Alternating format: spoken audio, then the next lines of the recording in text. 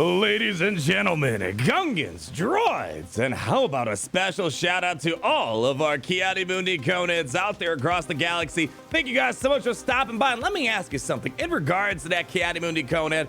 He's been what, in the game for a year and a half now? How many of you guys are still struggling to get that guy unlocked or get him to 7 stars? Well, we have a highly anticipated video topic here today. I have gameplay showing Bad Batch in the Ki-Adi-Mundi mission for the first time ever, and initial impressions are showing that this team is going to make the Ki-Adi-Mundi mission a lot more bearable. And keep in mind, the Bad Batch is going to become free-to-play farmable sometime around late June, early July. So if you're in a guild that wants to get more Ki-Adi-Mundi shards, I'm thinking the Bad Batch is going to be your ticket. They expedite that process a lot faster. But before we get into the gameplay, we got to get into our sponsor for today's video. Gary, hit it, buddy. We got a sponsor in the house, and you guys know its name. It's Raid Shadow Legends. You all know that Raid Shadow Legends is one of the best AAA quality mobile games that exists, with literally hundreds of champions to collect, leading to never-ending theory crafting. I mean, look, we even got dogs around here in Raid Shadow Legends. What more could you possibly want? And speaking of new champions, Raid has just released 11 amazing new champions and also released 200 brand new missions to complete with an exclusive legendary champion as your reward. And if that's not enough, they also added 5 tough new levels to almost every single dungeon in the game. And let me tell you, they got more stuff on the way for you. So what are you waiting for? Support the people that support our channel here by going to the video description and clicking on the links I provide, and supporting the channel today by downloading Raid Shadow Legends.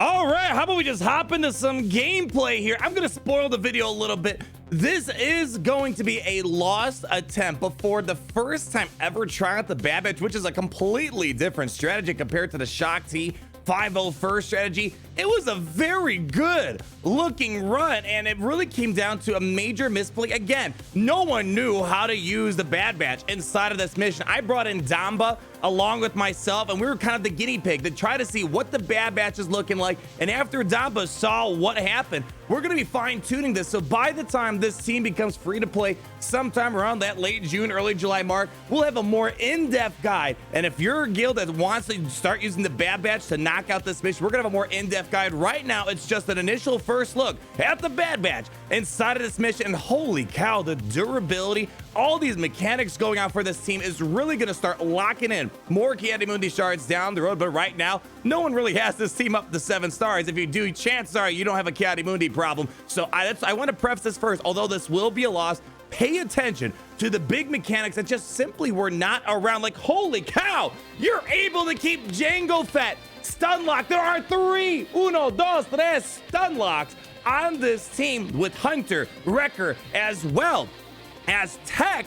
You're able to keep Jango Fett stun locked. You just simply could not do that before. That is one of the many reasons why this team was able to get some work done in this Ki-Adi-Mundi mission. But the main reason why this turned out to be a lost attempt was because we couldn't quite pin down how we wanted to take advantage of Stand Your Ground, which controls the trample.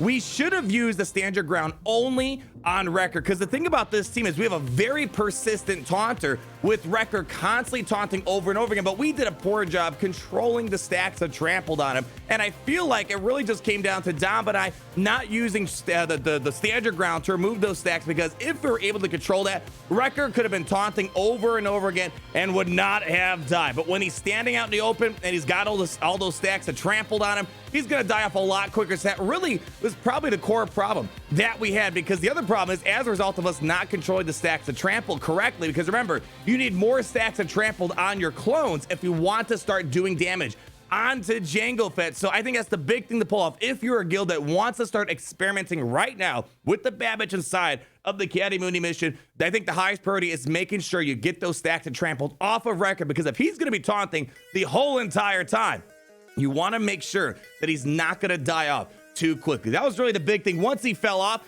it kind of was starting to get a little out of hand, but just pay attention how even when we made that misplay, we were able to keep it together. This team has so much health recovery going on, and also has lots of ways to get foresight. We were able to evade the Reek so much, which means you're letting your team survive a little bit longer. And thanks to Echo and his unique ability, which is going to be incredibly important for this Bad Batch to pull off some very successful plays. That unique ability, because there are so many buffs being spread around on this team with his unique ability, one that survives anytime you're gaining or losing a buff.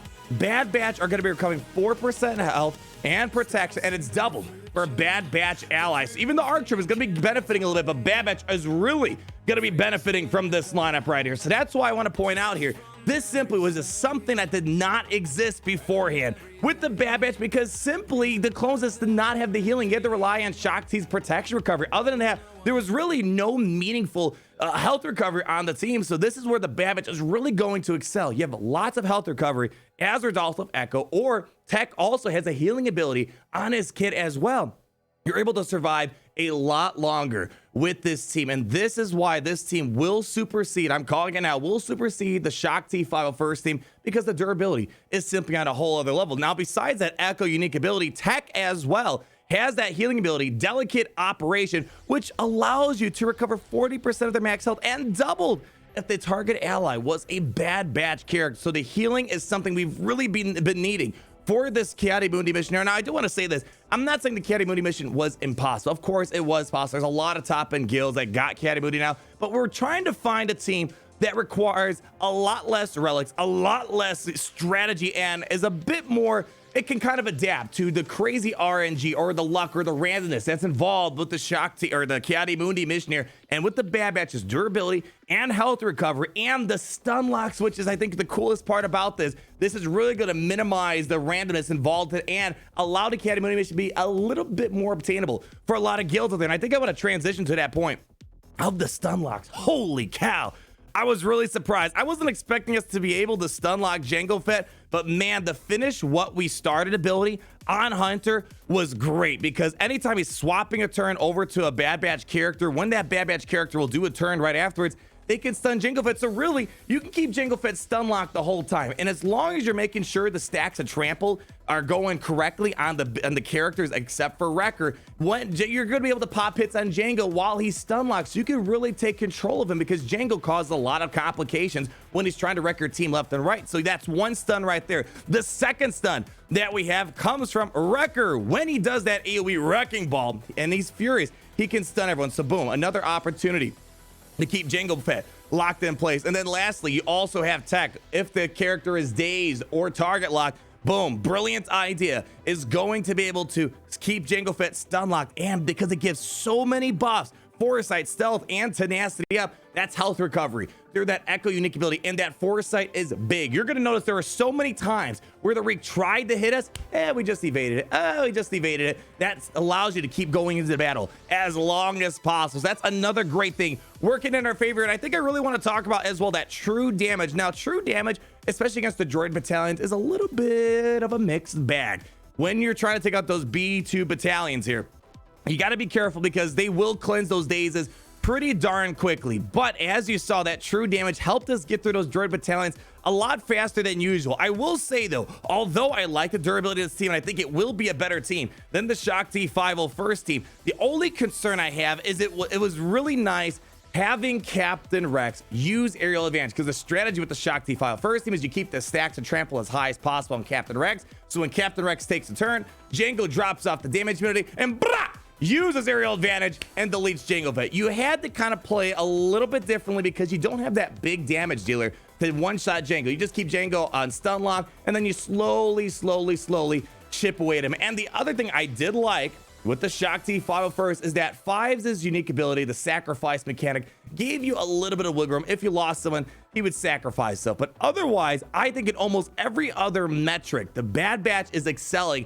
in terms of the health recovery, the durability, and the foresight. That is going to be huge in the future. So again, keep your eyes peeled. I understand right now, not a lot of people are going to have this team up and running quite yet, but when we kind of get this team free to play later on, we're gonna have the strategy fine-tuned. So hopefully by then we'll have a second follow-up video on the strategy. But going in blind, not knowing what to expect, experiencing a different strategy out the get-go. We learned from our mistakes, and even with the mistakes being made, look how close we got, and that was with a lot of mistakes being made. So keep your eyes peeled. I'm really looking forward to this Ki-Adi-Mundi mission becoming a little bit more bearable, but time will tell as we get closer to that free-to-play release of this team. That's gonna wrap it up for today. Man, the Bad Batch is a lot of fun. It's a serious team, so when this team becomes free to play, hopefully you guys can wiggle this team into your farming plan, because they're useful for a lot of stuff in this game, and I think we still have a lot more we got to learn about them. Like if you did enjoy the video,